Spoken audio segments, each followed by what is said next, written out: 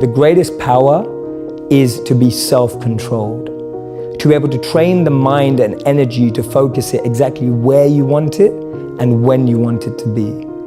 You are completely detached and undeterred from external ups and downs.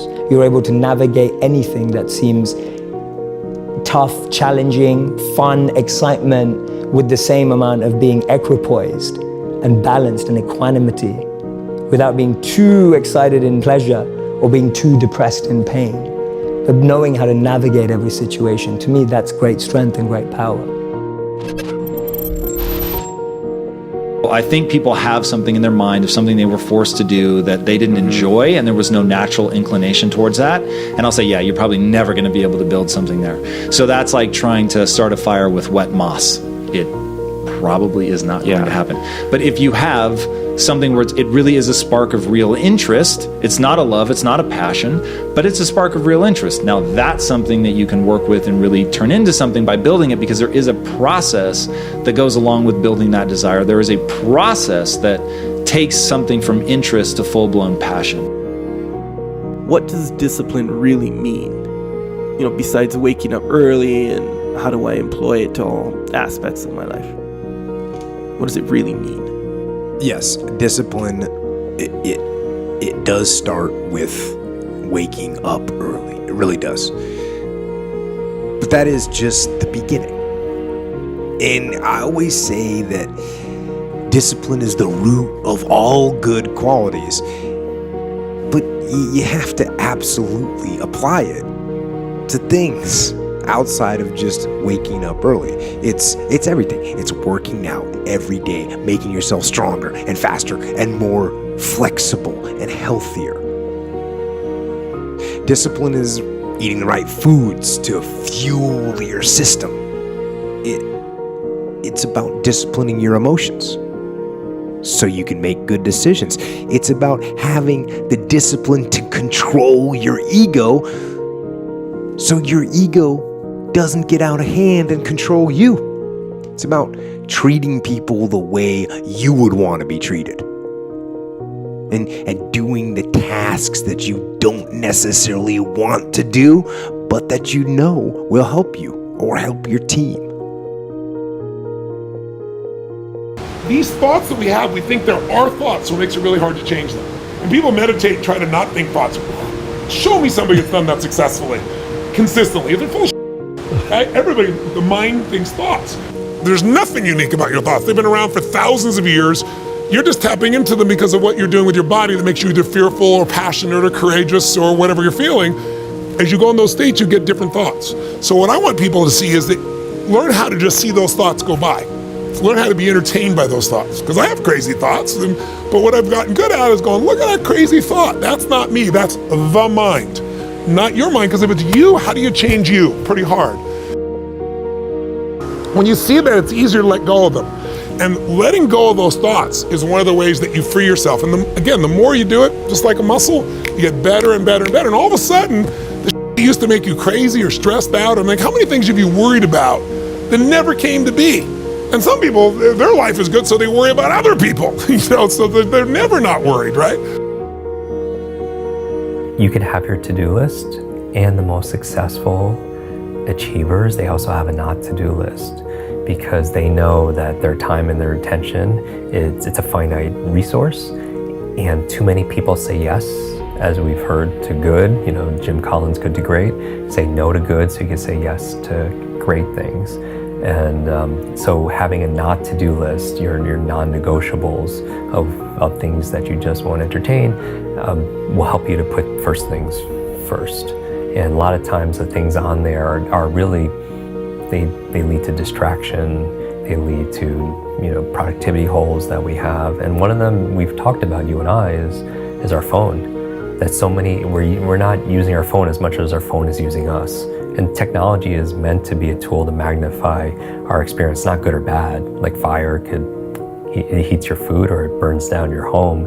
It's just how it's applied. But some of us go to our phones out of boredom, right? We open up And it's great, again, because it helps us to be able to democratize this information and bring inspiration and instruction to people that crave it and that could use it. But it also, sometimes when we pick it out of boredom, then the technology is really using us, but it's meant to be a tool. But if that technology is using us, then who becomes the tool in that equation, right? And that's not the goal. Some people, they have to check their email because of their career or their vocation first thing in the morning. I always recommend people not do it, ideally the first hour of the day, because we're just in the first hour of the day, it's just when we're relaxed and we're highly suggestible, our brains are being rewired by our smart devices to be distracted, number one, but also to be reactive, like we talked about. It's just you're fighting fires, you get one voicemail or text message or email with some bad news, it just hijacks your whole day. Yeah. And so it's hard to have that discipline, but there's huge rewards that come from it. And it's an exercise. And just like with our focus is very much like a muscle. It grows stronger with use. But if a lot of us we're not feeding our focus, we're feeding our distractions, and that muscle is getting stronger. We were what our thoughts would help us to become, and we are today where our thoughts take us, and we will be tomorrow where our thoughts break us and make us. And I just have always understood the value of thoughts. As a man thinketh in his heart, so is he. So here's what I want to encourage you to do. Every day, take 5 minutes of thought time. Literally, every day. You're not watching TV, you're not talking to anybody, you're not reading anything. You're just quietly sitting with your legal pad and your pen, and you're thinking. I would encourage you to write down quotes and thoughts. Use those for springboards for your thinking. Because I think that leaders have a bias for action, but I think their action would be better if they spent a little bit more time thinking.